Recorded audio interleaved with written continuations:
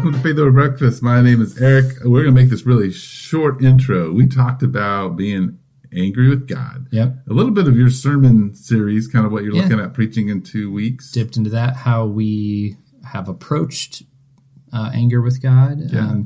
And then the last 10 minutes or so are actually us asking for some feedback and doing a little talk about the podcast itself. And so I really want to extend the invitation to those of you who care about the podcast and like it to listen to that and give us real feedback on that. And if you don't feel like you need to do that, there's a certain point where we say thanks for listening and turn it off and move on. And you'll still get a good solid 35-minute podcast out of us. So it kind of sounds like the NPR. We're going to hit that NPR part where we're saying, hey, we need support. Yeah. And you click. And this is where you're like, I'm going to listen to, John Piper. 92.9. Oh, yeah. But thank you. Yes. And enjoy the podcast.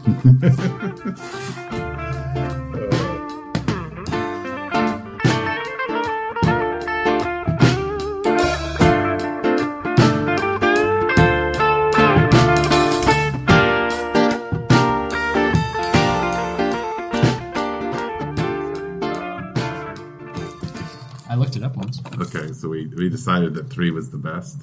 At that point. All right. Yeah. Say, hey, that's great. So welcome to Faith Over Breakfast. My name is Andy Littleton. My name is Eric Seepin. I'm going to get it in there this time. Eric Seepin. And Eric was kind enough to get me a Western sandwich from Brieger's Bagels. And my free coffee. Oh, that's your free coffee? That is my free coffee. Man. Because I didn't eat there today. Yeah.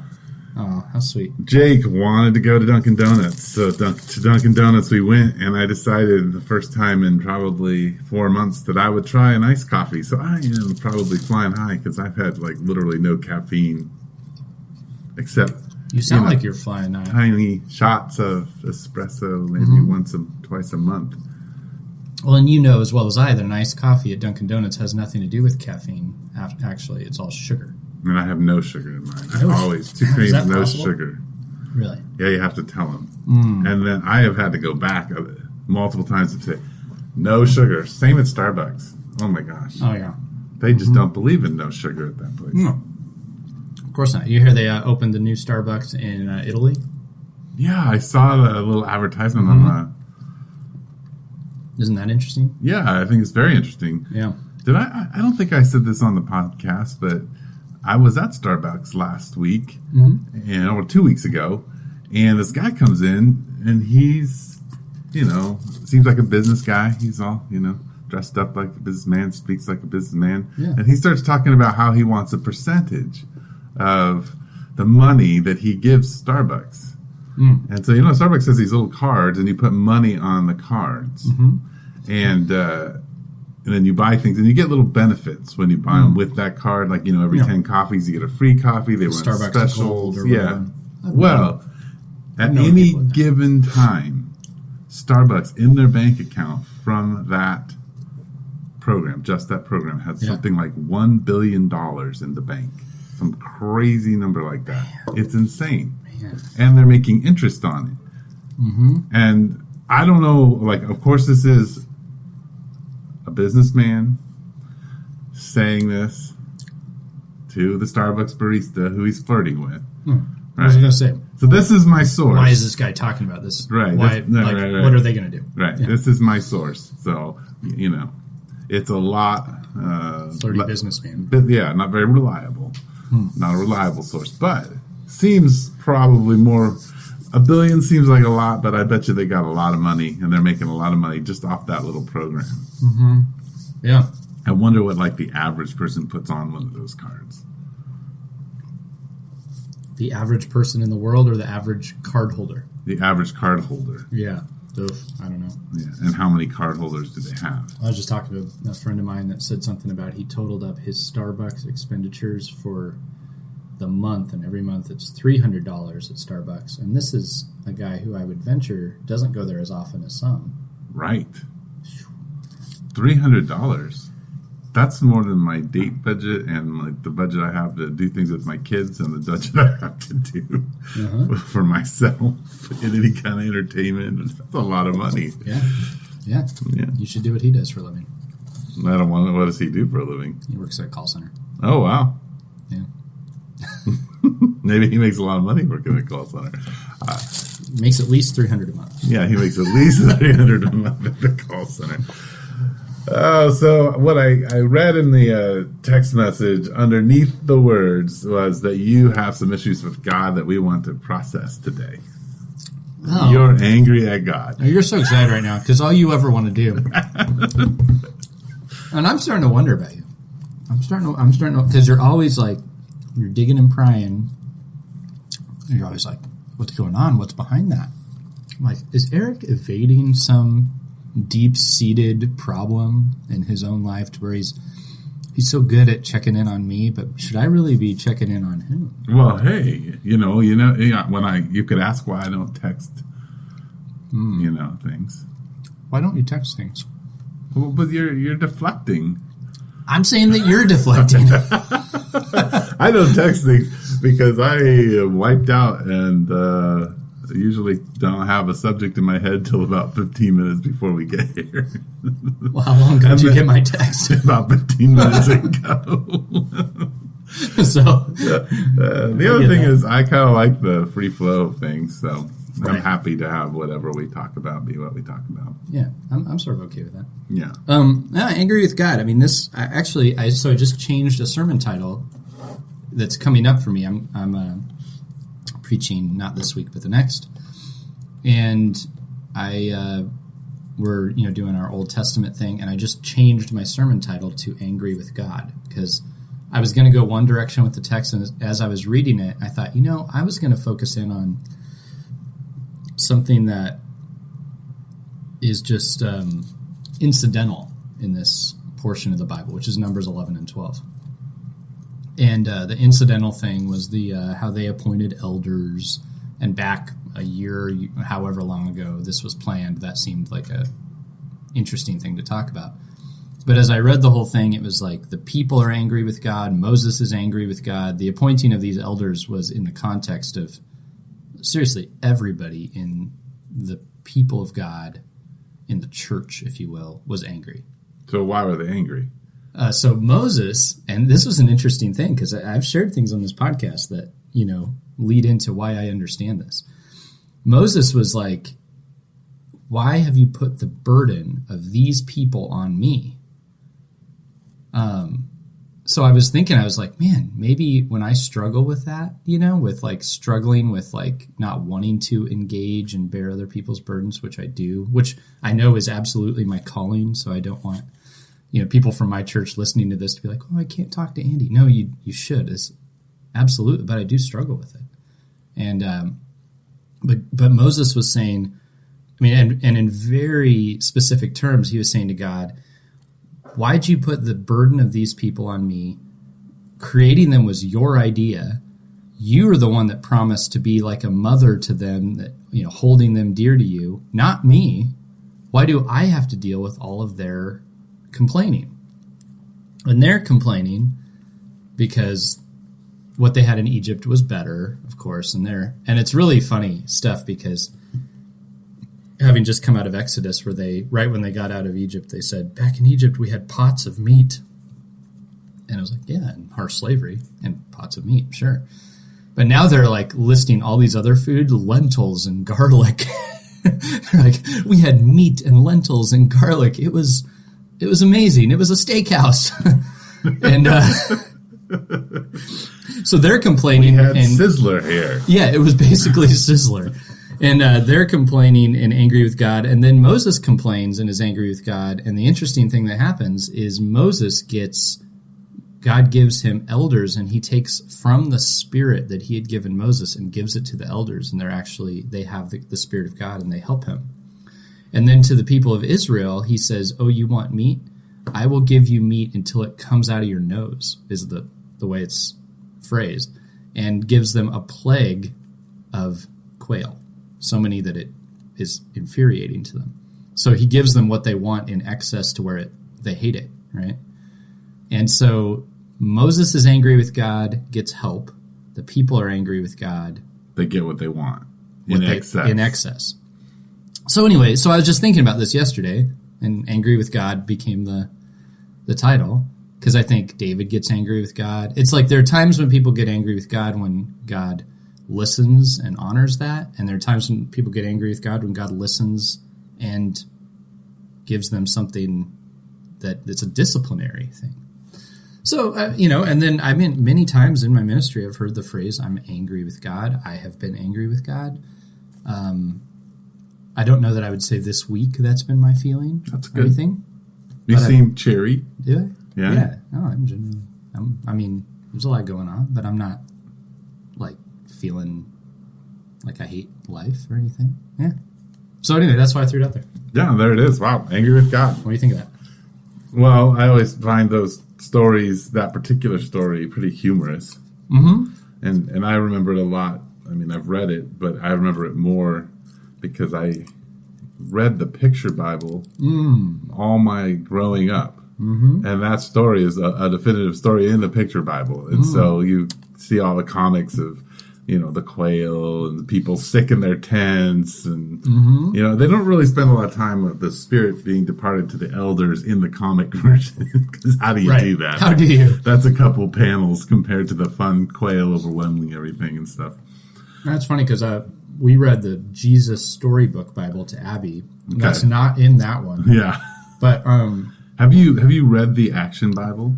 I feel like I've seen it. I worked at a Christian bookstore, so It's relatively new. Actually. Oh, it's a new one. Action Bible? No. So is it comic stuff, like comic strip stuff? Well, what they did was they took the old comic strip Bible and they did it in like a graphic novel version. So they even copied a lot of the panels. They added some of their own.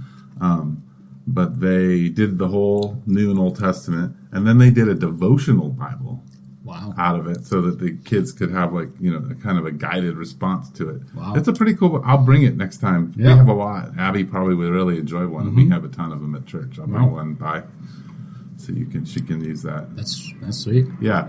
But so it depicts it in that one. But anyway. Hey, Sound of Freedom. Sound of Brian. The thing about being angry with God is I have a hard time with the idea of being angry at God, except for Moses' deal, where Moses is like, just the part where you're the one who created them. The one thing I feel like might have some legitimacy to being angry at God is him starting everything, the initiator of all of this. But what my experience of God is a constant, from the garden on all the way through Old and New Testament, is this longing to be in relationship with his creation and a pursuit of redeeming them so that he can, all forms of redemption, so he can be in relationship with them and them running away. So anger for me, I'm okay, if we go to the beginning, yes, I have a beef with you. You created all of us. You started this. But outside of that, I think a lot of people are angry at God mostly because they feel powerless.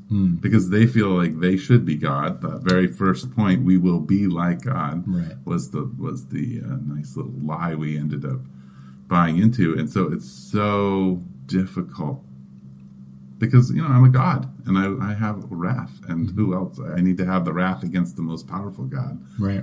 The one who created me, which is kind of very Greek. We're just Greek, mythology. We're the little demigods, and Zeus is up there. I mean, that's kind of how we tell our story. Yeah. So when you hear people, because I'm sure have you heard that phrase ever? Oh, yeah, of course. Of course you have. So what are the categories of things that you have observed that most make people angry with God? Well, I mean, there's the big existential one of why does God let all these horrible things happen in the world? Why does a good God let bad things happen? Yes. Which I feel like I'm like, okay, I don't even know if that's a legitimate question philosophically, but I mostly hear either my situation, whatever that person's situation is, had so much bad things, or bad things keep happening in my life, things don't go the way I want them to, or I suffer in ways that are just brutal. And then I'm mad at God because I feel powerless and I feel like I have no way of undoing the pain that I'm experiencing. Or things are happening to my friend or my family that mom got killed at an early age, or dad comes down with cancer, Or, like my brother lost his son and he wasn't even a year old. My other brother lost his son. Like, these are reasons that people can come to me angry. Mm-hmm. Because how could God do this? How could God allow these things to happen to me? Yeah. That's usually why people are angry. Yeah. I've never met somebody where everything's going well that they're angry at God. I think sometimes they feel empty. Yeah. Yeah. Like none of those things fill you up, but they're not angry at God. Right. How quick have you seen the switch flip when have you ever seen it where there was somebody who was angry with God and then got what they wanted next week and everything was better? Think of the Israelites with that first wave of quail. Yeah, I think it's a pretty common human response, right? Yeah. And then the next week when things aren't going well, you're back to it. Yeah. I think essentially, like, if you do not live in the gospel, if you are unwilling to get out of your story and into Jesus' story, you will be a very fickle person. Yeah, you'll be very back and forth. Right. Once all your demands are being filled, God's good, the people around you good, you're good, and then boom, as soon as something bad happens or not the way you want it, then everyone and God takes the blame because you're the center. Everything revolves around you. Yeah. That's my issue. But I have a hard time getting angry at God. If you want to just process that, I understand that God loves me. I understand that He's pursuing me. I understand that bad things that happen in my life are not Him playing a marionette with me and trying to, make my life miserable, or that I understand sin's horrific effect in the world. So who do you get angry at? I get angry at the people around me more, yeah, and their choices and the way they're acting or the way they've made my life difficult. Mm-hmm. It's their fault. It's a little bit more like Moses. I don't blame God. I just blame the people. And Moses is kind of blaming God about the people. Yes. Yeah. I get that God has given me people to care for from my family on out, but I get just mad at them for not realizing how good I am. Yeah. Doing that. And it is baffling that they don't realize. Yeah, it is. Yeah.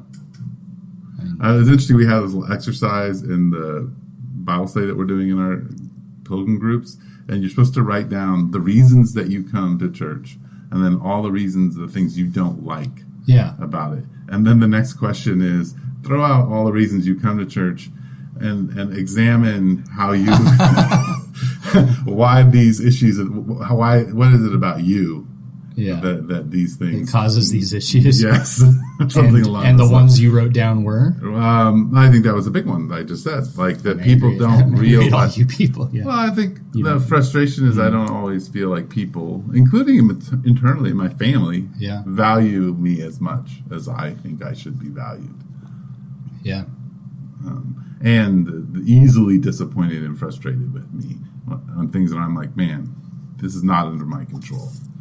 Yeah. Or I'm not capable of doing all that you wish me to do, or whatever it is. Yeah. Or why doesn't the good things that I have done for you, it's all about me. It's still, I'm the center and I'm the, I'm the God. It's so easy to slip there, even though. You've seen the Church of Tamara here in Tucson? I've driven by it. I thought it got closed down, but it's there. I don't know. I don't know if it's operating or what. I've always been. I actually, if this were just a totally Tucson podcast, it'd be really interesting to find somebody who used to go there and I'm just like, what is this? What is the Church of Tamara? But the interesting thing is, here's where I'm going with that. Yeah, I'm kind of curious. You're like, what? Well, I just remember. I think they got hit for there was a little bit of a drug front. But anyway, I don't want to put out. That's things. even. But anyway, more interesting. Go for where you were headed. Well, it's the thing that has always baffled me is I'm like, who in the world names a church after themselves? Who is this Tamara? Who's like, this is my church. Like, it's the church of me. But, maybe Tamara's being a little more honest. Because, how often do I feel that way? Like, you don't realize everything that I do here and all the, and no amount of people saying thank you really fixes that. No. It's this whole, and it's always great when somebody goes, oh, thank you. Yeah, sweet. Like, this is like actually a major internal battle with my sin, and it, Sure, where I get my identity. Yeah. What makes, Right. what gives me value. Right. Yeah, exactly. In the spirit of authenticity, you think you should change the name of the village to The Church of the Eric. Church of Eric? No, I hope not. No. we can change it. Welcome to the podcast. My name's Eric Seepin, and I'm part of the Church of Eric. And here's Andy, and he's of the the Church of Andy. We only have 2 worshipers. Yeah. Oh, yeah. Interesting. Drug front, man. Yeah, I don't Now know you those got me. details of that. That's the one over on Fort Lowell. Yeah. So, I think they're closed down. Yeah. I vaguely remember some news report about that where there was a sting operation of some Whoa. sort. But I'm not completely sure. We'd have to kind of... Maybe this is one of those fact checkers that next week we can actually give a true report on the Church of Tamra. Where's the fact checker when we need them? That back in the old radio show days we had a podcast a little bit ago that was very different. That was Yes. like a radio show, and it was hearkening back to the way that we kind of started having these conversations on a radio show. Right. And for a while there was a fact checker, Yes. kind of for fun, checking. She goes to your church facts. and she's married. She's now married. She went to your church. Yeah. She ended up coming to our church Yes. very well, which was encouraging. Yeah, now yeah. married. Yeah. Got married. That's one of those exchanges, except that I don't think we've gotten one of yours, so you need to send them over. I'm trying. Can you just announce that, hey... Yeah, there's some of these people, I'm like, God, why have you burned me with them? I have an idea. Send them to the village. Eric's so good at this. Hey, we should do it. That would be hilarious. We should do a trade. A trade. That every year, one of your people come to the village for a year, and one of our people go to your place. We just keep trading Or back and switch the forth. pastor, where For a whole year. for a whole year where the village has to deal with me and mission has to deal with you, and see what that's like. Yeah. It's like that wife swap thing, Oh, yeah. like that TV show. Yeah. What do you think would happen? Would they be like, "Oh, actually, like this is the life," or the like, life. "Man, I miss What? miss my- It probably, I miss my wife." I have a feeling of both. a little bit of both." I Yeah, think like they'd they'd be like, Andy's better at that. We should have it. Oh, well, we might want that. and our church would go, "Finally, leadership." Wow. Wow. And then they'd be like, "Oh my gosh, leadership! Like, get off my back! Like, No kidding. Stop controlling me!" Right? Yeah, we'd have to limit things because you come back and you're like, oh, Andy, I disbanded the entire elder board. It's just me now. Yeah. And me and Nick. And then your church would be like, "Fine, we get to do everything we want." The men's ministry idea I had, he was like, "Sure, all you got to do is come to a couple meetings and talk about it, and then go for it." Yeah, there you go. Actually, if we swapped Nick, you'd have all kinds of new ministries. Yeah, that's not happening. I love Nick. It'll be great. Have Nick come. Yeah. Yeah, Nick Farad. Nick for Rod. We should do 1 year where it's Nick for Rod and 1 year where it's you for me. There you go. And we could just leave the salary base the same. So, your church would pay your salary, my church would pay my salary. Ooh, I'd make more money if I came to yours. You would probably. Hey, let's do this. Let's do it. But you probably have to stop your business. Oh, yeah, I would definitely have to stop my business. And I'd have to pick your business up. And I And know you'd have to nothing do about that. woodwork at all. Neither do I. Oh, okay. Yeah. You just leave it to your other guy. Yeah. I guess delegate a lot. Yeah. I know some things about woodwork. Yeah, I have a feeling you do. I've seen you But do stuff. you fix things. You're always Yeah, fixing things. but some of the people, you're going to go to some of the restaurants where your tables are being installed. Like, how come the glasses always slide off? Yeah. Yeah, he said it was level. Yeah. Well, I mean, that could happen with me as well. That's why we have Sean around here. Right. So, okay. The great pastor swap. Hey, The there's great the pastor title. swap. Yeah. And that's assuming we're so great, which is part of our issue, is yeah. that we think we're so great and our church is shit. So the real question is, how do you deal? Okay, yeah, you and I have these issues, great. But when people come and they're wrestling with being angry with God, Yeah. and they're usually angry at God because of life circumstances or maybe some bigger existential question that they can't resolve in the mind, how, as a pastor, do we offer? What do we have to offer? What is it that we're going to offer? What do you offer to to begin that conversation with them? Well, let me first say that I've done a couple things that I'm unsure about these days. So there was one period of time where I was just very, and I think there are probably elements of good in both of these, I assume. There was one period of time where I just really wanted to understand all of it and really get to the bottom of it and really just, offer something so helpful. And so I would just, I was so up for that conversation and let's talk to me all about it. Tell me your whole story. Let's get to the bottom of it. And then if we can find that thing, then you started out very shepherdy. You're going to be, I'm going to care for you. I'm going to really get to this. Yeah, very shepherdy. Yeah, which is good. That's what you're. Yeah. But then at some point I noticed that other people I'd met would get a little more to the point sometimes, or there was even a counseling situation where I was being counseled where, somebody just got straight to dug deep, went at the point instead of the workaround, right. And I realized, that was helpful to me. Maybe I didn't need to sit with this person 20 times to mill this over and over again.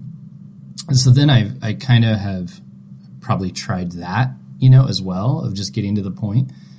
But the trouble is, when you're wrong about the point, and because that happens, sure, and you just jump on something, and you think with all your great wisdom and massive experience that you have as a 30-some-year-old pastor like me, that you're just gonna see right through it. You just put the something on there. Let's just be honest. What is the something? The 30. Oh, how old am I? Yeah, 36. Okay, so you're you're starting to hit the late 30s. In the late 30s, right? So you're only Back 4 years pain, away. Gotta take Tums after I eat Mexican food. I know. Yeah. 4 years, and then people will listen to you. Is that how it goes? Well, at least that's what my mom told me. My beard has helped significantly. It does. When I was in ministry before the beard, I think I was just a total joke. Yes. And then when I had the beard, 20% more. Yeah. It's a 20% modifier to your wisdom. Yeah. And a friend of mine actually was like, you should keep this beard. And he insinuated that you look really young without it. Yes. So this is a good idea. Which is a blessing to some level that you look young. But anyway, go on. I didn't mean to interrupt you, but just assuming that you have lots of wisdom as a 36-year-old pastor. Yeah. So sometimes to jump in and just say, you know what? This is idolatry, pure and simple, or whatever, right. Or it's all about you, isn't it? Or, just jump in with that. I think that's a little too assumptive. When I've done that, sometimes it's been helpful, sometimes I'm not sure it was. Mm-hmm. So somewhere in there, I'm trying to learn to hear what's being said, sometimes walk away, pray, wait, but then be willing to offer something. Not be afraid to offer a more difficult answer if needed. Yeah. So the difficult answers are hard. Yeah. Yeah. And that's, and I think if you're just, and I guess what worries me, and I've seen it in myself and in others, is when you just throw difficult answers around as if they're not hard. Right. As if they're just pure and simple. That's all it is. Yeah, you got to get it. Yeah. Just quit being such an idolater. Which I am, and everybody is, right? But that doesn't. But sometimes people want to be heard. Yes, they do, and that's a big part of it. Of course, we always want to be heard. Always want to be heard.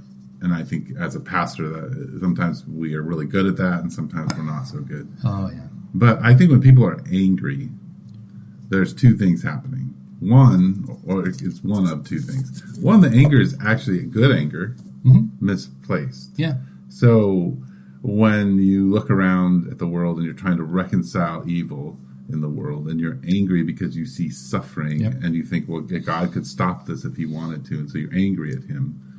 Some of what a pastor's job is to actually affirm that anger as a just anger and help someone see, both from Scripture and just from a philosophical perspective, that God is actually angry with them, and they have God's anger. And so together they can be angry at injustice, which calls them, that person, to do something about injustice. Interestingly, closer to God. And brings them closer to God. So just wrath, like when you see the widow and the orphan suffering, or innocents being murdered, or horrific things happening, God is just as angry and more angry, like more thoroughly in the loop and understands the depths of, like, And so you're joining him in that, and because just like you are his instrument of love and kindness, you are also his instrument of justice, in the sense that you have to speak and you have to act and you have to see where God is calling you into standing for those who are being mistreated. So there's that. Agreed. And I've definitely, when others are mistreated, or when you've been mistreated. Or when you've been mistreated, yes. And I've definitely seen that and been able to share that with folks after some listening. Sure. That's like, actually what you do with anger is you aim it at yourself or God, but you could actually be angry with God. Like, that's a valid. Yes. And that could be that could be good. And the hard one is that when the suffering is upon you, there is an invitation to, join God in his anger, but also to join God in his own suffering, and not to minimize the image bearing of the people who are perpetrating suffering. Right. So there's this complicated thing there that people have to live in. But the other one, when people are angry at God, I usually try to help them see what their longings are, because anger usually just means that you're not getting what you want. God isn't doing what you want to him. Yes. In the words of John and Patty Seepin, perhaps. Or Larry Crabb. Larry Crabb. Or Adler. Demands, goals, longings, desires. Yeah. Because a lot of times we're not in touch with what we really want. And we've tried to go out and make it happen. We have these goals, right, that require other people, require God to cooperate, and he's not cooperating, so we're just mad at him. Yeah. And helping people get in touch with that, and helping people maybe go down a little deeper into their heart to see what the kind of intimacy they're looking for. It's a complicated process, but I think those two paths are usually how I deal with people's anger. Because philosophically, like, why does God do these things or allow these things? When you begin to play them out, you're like, well, do you really want it any other way? Sure, right. Do you really want a God that there's no suffering or no choices or no options, and it's just good all the time, whether you want it, whether you agree with his version of good? Right. Yeah, is that, like... Do you want a relational God or not? Right. If you're going to believe in God, like, do you want him to be relational or not? And that's the real issue. Yeah. Yeah. So that's kind of how I approach it. But sometimes, like you were saying, sometimes it's very long, just processing a story. Sometimes it's like, look, like, this anger has so permeated who you are that it's become so idolatrous that it has to be confronted, and you have to repent to make any kind of change in the way you're experiencing life. And so those are... And the interesting thing, which I guess you could put this under being led by the Spirit or learning wisdom, is that some situations call for a quicker response and some do not. Right. And learning which one is which. Yeah. Yeah. That's the complicated part of being a pastor, is listening to the Spirit of God. Mm-hmm. And hopefully walking in the Spirit. Mm-hmm. Yeah. Yeah, I do it sometimes. You do it sometimes. Which, I don't know. So anger at God, I mean, that's a big, because, but that's Christians. Like, not just anger at God, like, the world, like, people feel resistant to Christianity and to the idea of there being a God. Somebody stole your truck? No. Okay. There is a delivery that's supposed to happen. That sounded kind of like a delivery truck. Hey, this is my daughter. We'll put her live on speaker. There you go. Hey, welcome to Faith Over Breakfast. This is Eric. How are you doing? Hi, Dad. Hey. Would it be okay if I drove down to the library? I thought you were going to Starbucks. Huh? I thought you were going to Starbucks. I can do that too. Okay, well, do you think you can make it to the library just fine? I think it's pretty much all right turns. And one nice left one. Oh. Why don't you start? Why don't you start yeah. with? Why don't you just go down to Starbucks? That sounds fine. All right.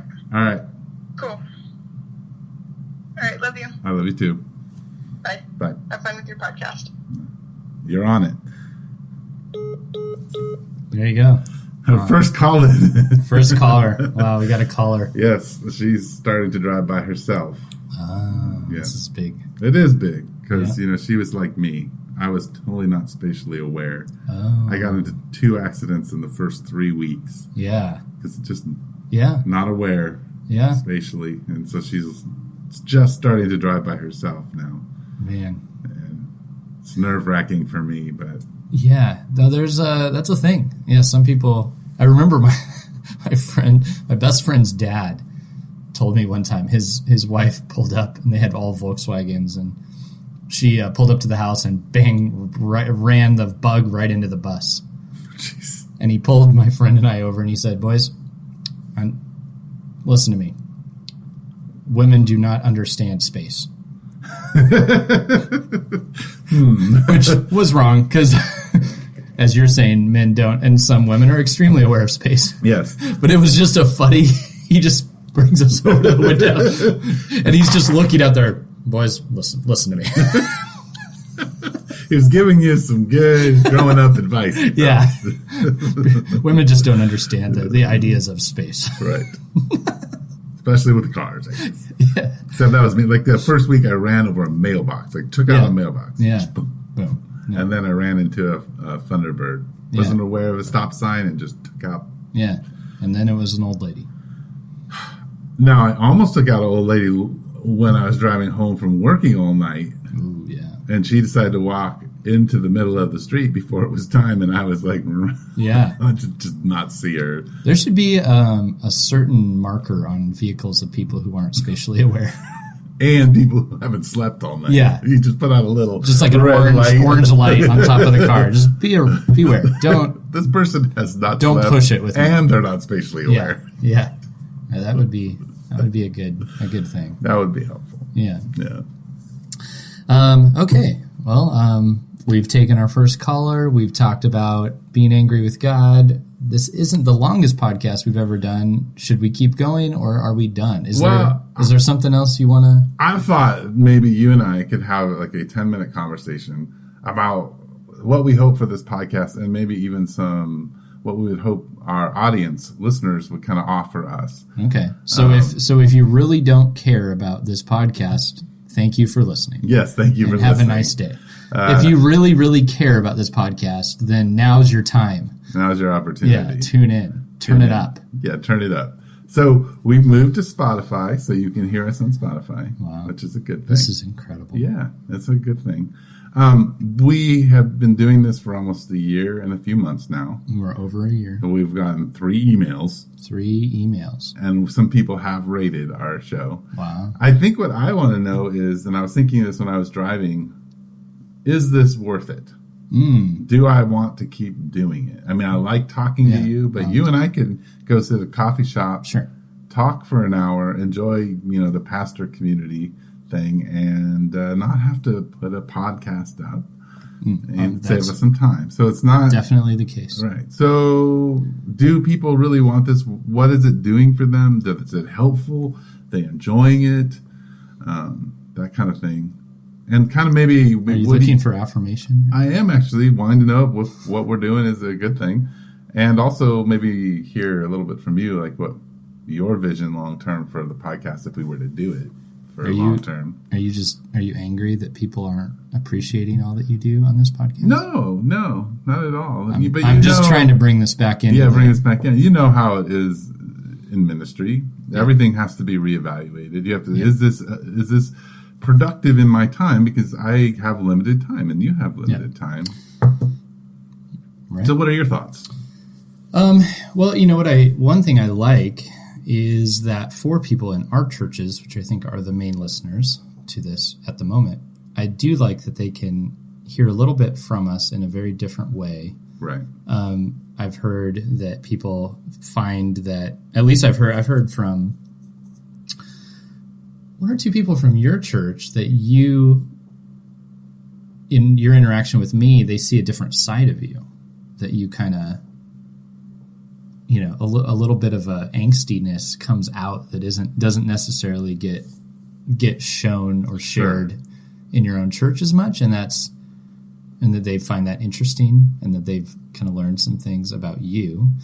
I haven't heard specifics on me. Maybe you've done all that intel. I don't know. No, you don't. I'm trying to think of it as you don't talk to anybody at my church. I haven't heard from your church. Yeah. But then your people don't interface as much as my people interface. That's got it. Right?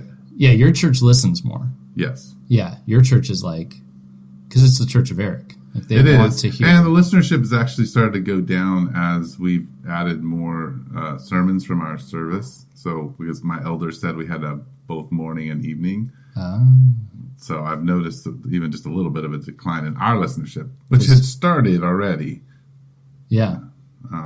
So I think I do know people from our church listen. Yeah, no, as you well, have had intel from your people in the church. Well, I've had what I've heard, and we've talked about this off microphone, but that us talking about even the podcast as we're doing right now is of very little interest to people.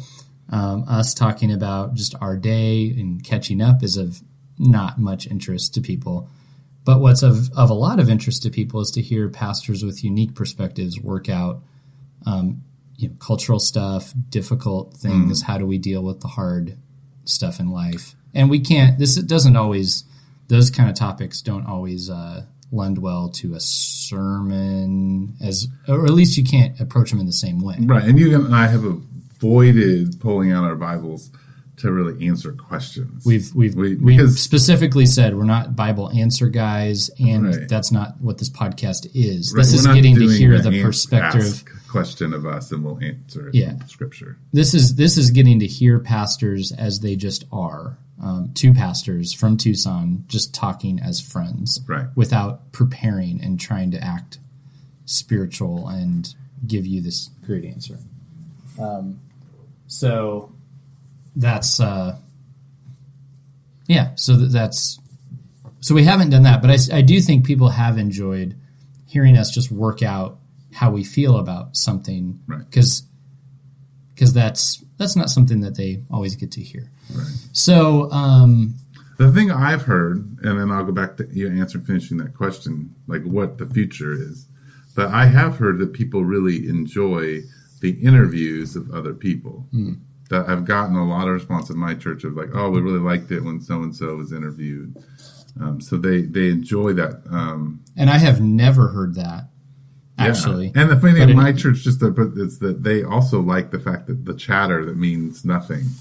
You're right. And I was going to say, I think that lends very well to your church because the interviews are people they know. Right. And somebody's going to walk through right now. And then the chatter is chatter by a person that they know that's interesting. If we were to want this to grow out, the chances of somebody being super interested in what, Joe from the village thinks are lower. You'd have to interview somebody that was of general interest to a broader audience, I would assume. Right. And that's where our chatter back and forth is of little interest. So if it's for the people of our churches and we were to interview people of my church and your church regularly and do it for that small audience, that would be probably a great strategy. If we wanted to expand it out, I think we'd want to stay more specific. And if we interview people that were experts in their field or whatever. Right. And have talked about, and we've been trying to keep this podcast shorter, to the point on subjects, less banter between the two of us.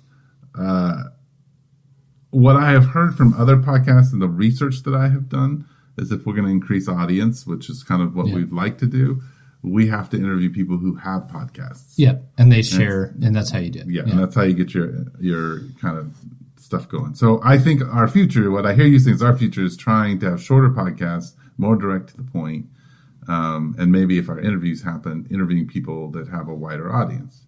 I mean, so when we did do the one major interview of somebody from my church, like Adrian, that's one of our, higher listened to podcasts because she has a pretty wide Facebook friend group. And so people wanted to listen to that. And we probably picked up a few listeners that way. And I have a feeling that the Sean Banesh interview, had that recording come out better. Yes, would have done a little, like that recording was real stuttery and weird and had a bunch of interruptions. Right. But I think that could have been a similar scenario. But I